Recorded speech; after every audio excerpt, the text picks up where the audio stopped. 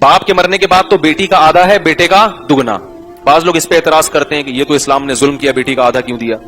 بھائی بیٹی کو آدھا دیا مگر وہ آدھا اس کا سیو ہے, اس پہ کوئی ذمہ داری نہیں ڈالی. بیٹے کو ڈبل دیا مگر اس کی ذمہ داریاں 4 گنا بڑھا دی ہیں.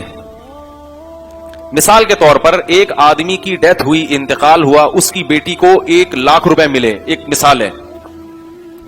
اس بیٹی کی شادی ہوتی ہے تو شادی کا خرچہ کس کے اوپر ہے؟ جو شوہر کر رہا ہے نا شادی اس خاتون سے, اس کے ذمے ہے. مہر بھی, ولیمہ بھی, لڑکی کے ذمے 1 دھیلا بھی نہیں ہے.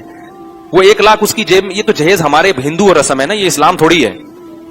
پھر وہ جو شوہر ہے جس کو اپنے باپ سے مرنے پر 2 لاکھ ملے تھے, اس 2 لاکھ میں اس نے اپنی شادی پہ بھی خرچہ کرنا ہے, مہر بھی دینا ہے, ولیمے کا خرچہ بھی کرنا ہے, اور ساری زندگی بیوی کا نان نفقہ بھی اس نے اٹھانا ہے.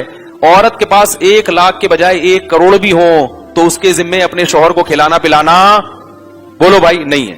پھر جب بچے پیدا ہوں گے, اللہ کرے ہوں, جب بچے پیدا ہوں گے تو پھر کیا ہوگا؟ ان بچوں کا خرچہ کس کے ذمے ہوگا؟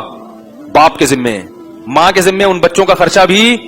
تو وہ 1 لاکھ جو اپنے باپ سے لے کر آئی ہے نا, وہ ساری زندگی کے لیے کیا ہے؟ محفوظ ہیں, کوئی ذمہ داری نہیں اس پر.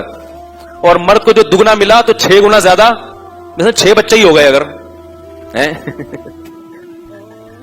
2 ہوں, 1 ہو, 4 ہوں, 10 ہوں, 8 ہوں, جتنے بھی ہوں, ساری ذمہ داری کس کے کندھوں پہ ڈال دی؟ مرد کے کندھوں. بہت بڑا احسان ہے اسلام کا عورت پر. اور پھر عورت کو یہ اتھارٹی دی گئی, یہ بھی سورہ نساء میں اللہ نے حکم بیان کیا, یا ایھا الذین آمنوا لا یحل لکم ان ترثوا النساء کرہا, اے ایمان والو تم عورت کے مال کے زبردستی مالک نہیں بن سکتے. شوہر کیا کرتا تھا پہلے زمانے میں؟ بیگم کے پاس پیسہ ہے تو شوہر کہتا تھا بیگم تم چونکہ میری ہو تو تمہارا پیسہ بھی کس کا ہے؟ میں سمجھتا تھا یہ زمانہ جاہلیت میں ہوتا ہے, اب میرے پاس فون آ تو پتہ چلتا آدمی ہو رہا ہے. حیران ہو تو ایک خاتون کا فون ہے, میں 10 لاکھ روپے شوہر کہہ رہے ہیں مجھے دینا, کہیں اور نہیں دینا. تم مجھ سے مسئلہ پوچھ رہی ہے کیا میں اپنے شوہر کی مرضی کے بغیر وہ خرچ کر سکتی ہوں؟ میں نے کہا یہ کوئی پوچھنے کی بات ہے, یہ تو آپ کے پیسے ہیں نا. کہہ رہی نہیں مجھے گناہ تو نہیں ہوگا, مجھے ڈر لگ رہا ہے کہیں گناہ نہ ہو جائے. اور وہ ہیں بھی امریکہ میں. میں نے کہا اتنے پڑھے لکھے ملک میں ایسے لوگ بھی رہتے ہیں. تو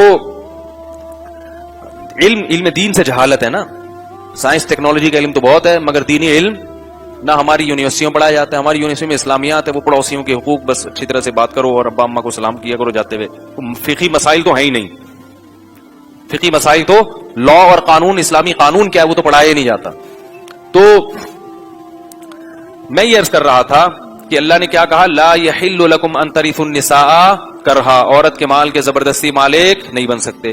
تو مائیں بیچاری یہ ظلم کرتی ہیں کہ بیٹیوں کو وراثت میں حصہ نہیں ملنے دیتی. نابالغ بچوں کے ساتھ بڑا بھائی ظلم کرتا ہے. وہ ظلم کی نوعیت میں بیان کر رہا تھا کہ وہ اس ٹیکنیکل طریقے سے ظلم کرتا ہے کہ نہ اس پہ ڈاکو کا لیبل لگتا ہے, نہ اس کو محلے والے چور کہتے. دیکھو آپ چلتے چلتے کسی کے 10 روپے بھی چھین لو گے تو جیب کترے کہلاؤ گے. کیا خیال ہے؟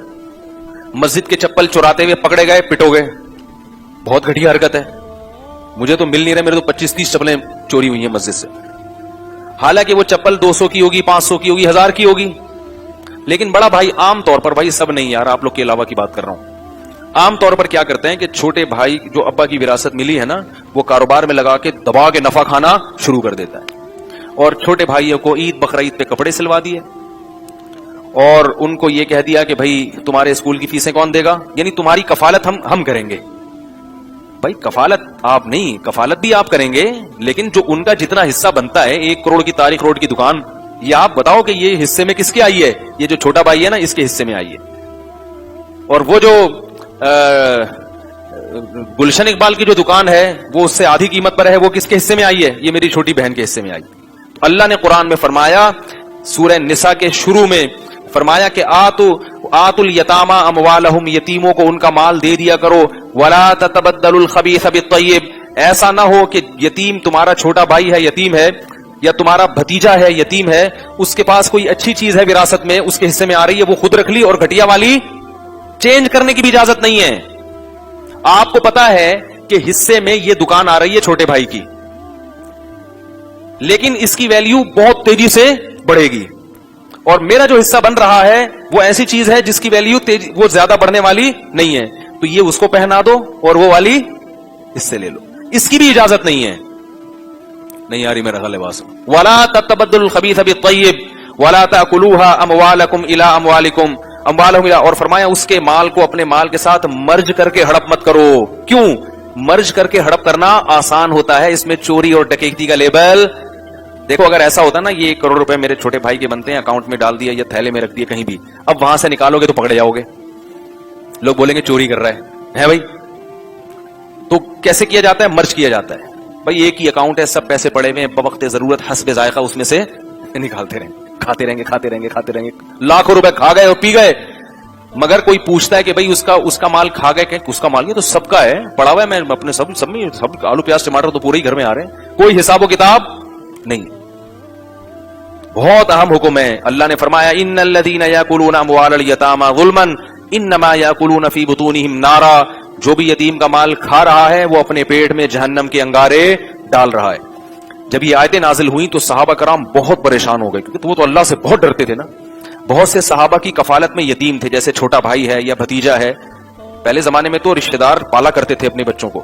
فیملی پلاننگ والوں کی ایک نحوست ہے کہ انسان کو اپنے بھی زیادہ بچے اچھے نہیں لگتے کہ وہ دوسروں کے بچوں کو کہاں سے لے کے پالے گا.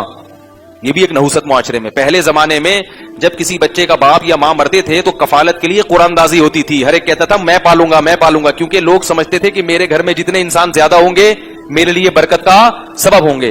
حضرت مریم کے بارے میں، حضرت مریم کی والدہ کا انتقال ہوا تو قرآن کہہ رہے ہیں قرآن دازی ہو رہی ہے، سب رشتہ دار جھپٹ رہے ہیں کہ اس بچی کو ہم پالیں گے، دوسرے کہہ رہے ہم پالیں گے. حضرت زکریا کے نام قرآن نکلا تھا جو آپ کے خالو تھے. اگر اس زمانے میں فیملی پلاننگ والوں کا زہر پھیل چکا ہوتا تو لوگ کہتے ہمیں ہی نہیں چاہیے، ہم دوسرے کے بچے کو کیوں پالیں. یہ سوچ بنا دی ہے کس نے؟ فیملی پلاننگ والوں نے، کہ اولاد تمہارے پیسے کھا جائے گی، غربت، مہنگائی، بچوں کو پڑھا نہیں سکو گے، لہذا کم پیدا کرو. اس کا یہ نتیجہ نکلا کہ انسان اپنی دولت پہ سانپ بن کے بیٹھ گیا ہے کہ میں اپنی نسل بڑھانے کے لیے راضی نہیں ہے. وہ تو یتیموں کو کہاں سے پالے گا؟ وہ بیوہ عورت سے شادی کر کے اس کے بچے کہاں پالے گا؟ محمد صلی اللہ علیہ وسلم کے گھر میں چولہا نہیں جلتا تھا، مگر تربیت کیا کی ہے؟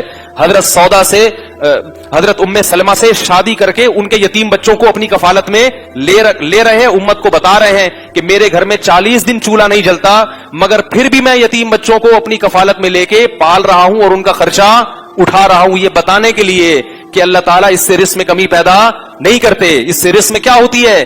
برکت ہوتی ہے. خدا کی قسم جو فیملی پلاننگ کا نظریہ ہے اس پہ آپ عقل کے لحاظ سے کتنے خوشنما نعرے لگا دیں، اللہ کی قسم وہ قرآن و سنت کے اور اللہ اس کے رسول کی تعلیمات کے 100% منافی ہے، چاہے اس پہ کتنا بڑا مفتی لیبل لگا کے بات کر رہا ہو. ابھی بہت بڑے مفتی صاحب ٹی وی میں آ کے کچھ دن پہلے کہنے لگے کہ بچے دو بچے ہوں، تربیت یافتہ ہوں، وہ زیادہ اچھا ہے بنسبت 8-10 بچوں کے. بڑے بڑے مفتی یہ بات کر رہے ہیں. یہ وہ لوگ ہیں جو اس جدت پسندی کے ڈسے ہوئے ہیں. نہیں آ رہی میرا خیال ہے. ان کے پاس علم اوپر سے بہت ہوتا ہے، علم میں عمق اور علم میں گہرائی ان لوگوں کے پاس نہیں ہوتی.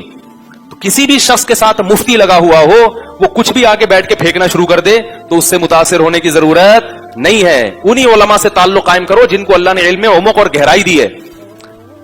یہ سب باتیں پہلے فیملی پلاننگ کی نظریوں کی وجہ سے معاشرے میں رائج ہوئیں. اس کو کہتے ہیں نقطہ بعد الوقوع. ایک غلط کام ہم سے ہو گیا نسل روکنے کا، اب اس کے دلائل تراشے جا رہے ہیں. یہ ہو رہا ہے. تو اس کے بڑے زہریلے نقصانات ہیں. اس میں یہ بھی ہے کہ لوگ یتیم بچوں کی کفالت کے لیے تیار نہیں ہے، کیونکہ اپنے ہی برے لگ رہے ہیں. تو بیوہ عورت سے نکاح کر کے اس کے بچے کہاں رکھیں گے؟ کہیں گے یار اتنے گھر میں افراد کیسے پالوں گا. اللہ کے بندے تم پالو، تھوڑے دنوں میں تمہیں اس سے محبت ہو جائے گی. گدھا بھی لے کے پال لو نا، تھوڑے دنوں میں وہ بھی اچھا لگنے لگتا ہے. تو اتنی زیادہ اس ٹینشن لینے کی کوشش بولو نا یار نہیں کیا، اور اس میں کسی کی نہ سنو. تو خیر میں یہ عرض کر رہا تھا کہ اللہ تعالیٰ نے جب یہ آیتیں نازل ہوئی نا کہ جو یتیم کا مال کھاتے ہیں تو وہ آگ کے انگارے کھا رہے ہیں، صحابہ بہت ڈر گئے کیونکہ بھتیجوں کو، یتیم بھتیجوں کو پالا ہوا ہے. اب ان کے لیے نا یتیم کے پیسوں سے الگ راشن آئے گا، اپنے پیسوں سے الگ راشن آئے گا، اس کے آٹے سے الگ اس کے لیے روٹی پکے گی، ہمارے آٹے سے الگ روٹی پکے گی، اس کے لیے سالن الگ بنے گا. تو یہ بہت مشکل ہونے لگی ان کو. سمجھ رہے کہ نہیں سمجھ رہے کہ بھئی یہ تو بڑا یعنی مینج کرنا کیا ہو گیا ہے. کیونکہ ایک ہی گھر میں جب رہتے ہیں تو اب یہ تو نہیں کہ اس کا چولہا الگ، چولہا بھی ایک ہے، وہ اب اس کے لیے الگ برتن. یہ تو بہت مصیبت ہو گئی. تو وہ ڈر گئے کہ بھئی یہ تو ہم نے ایک نوالا بھی کھا لیا. تو پھر اللہ نے اتنی گنجائش دی کہ اگر تم ان کے مال کو اپنے مال کے ساتھ اس لیے ملاؤ کہ تمہیں الگ الگ کرنے میں مشکل ہو رہی ہے، لیکن یہ نیت نہ ہو کہ میں زیادہ کھا جاؤں گا، تو پھر تمہارے لیے اس کی گنجائش ہے. سمجھ میں آ رہی ہے بات؟ کہ پھر پورا پورا حساب رکھنا چونکہ ناممکن ہے، لیکن اللہ نے ایک بات بتا دی، واللہ یعلم المفسد من المصلح، فرمایا اللہ تمہارے دلوں کے حالات جانتا ہے کہ تم کیوں مرج کر رہے ہو، اصلاح چاہتے ہو یا اس کا مال ہڑپ کرنا چاہتے ہو. دنیا کو بیوقوف بنا سکتے ہو مگر اللہ تعالیٰ کو دھوکہ نہیں دے سکتے، اس لیے ڈرا دیا اللہ نے کہ اگر مرج کر رہے ہو اس مجبوری میں پھر تو ایک ٹھیک ہے، لیکن اس میں نیت یا طریقہ کار ایسا نہیں ہونا چاہیے کہ تم زیادہ کھا لو اور وہ کم کھائے. احتیاط کے پہلو کو ترجیح دی جائے گی. پھر اللہ نے حکم دیا کہ یتیم بچہ کتنا شریعت میں مال کی حفاظت کا حکم ہے، دیکھو یتیم کے. فرمایا کہ وَلَا تُؤْتُوا السُّفَهَاءَ أَمْوَالَكُمْ. اب صحابہ ڈر گئے تھے، انہوں نے کہا جیسے ہی بالغ ہوگا بھائی اس کا پورا مال اس کے حوالے کریں گے. اب اس میں ڈر یہ تھا کہ وہ ابھی بالغ تو ہوا ہے مگر میچور نہیں ہے، اس کو جب پورا پیسہ ملے گا تو وہ لاپرواہی سے اڑا دے گا، اور وہ اتنا نہیں اڑائے گا جتنا لوگ اسے بیوقوف بنا کے. آپ دیکھ لینا، اس لیے ہم نے بڑوں سے سنا ہے کہ کبھی کسی کو یہ نہ بتاؤ میرے پاس کتنے پیسے ہیں. یہ واقعی صحیح ہے. آپ نے اگر کسی کو بتا دیا نا میرے پاس 1 لاکھ روپے ہیں، دوسرا اگلے دن 50,000 مانگنے آ جائے گا آپ سے. یہ مشاہدہ ہے.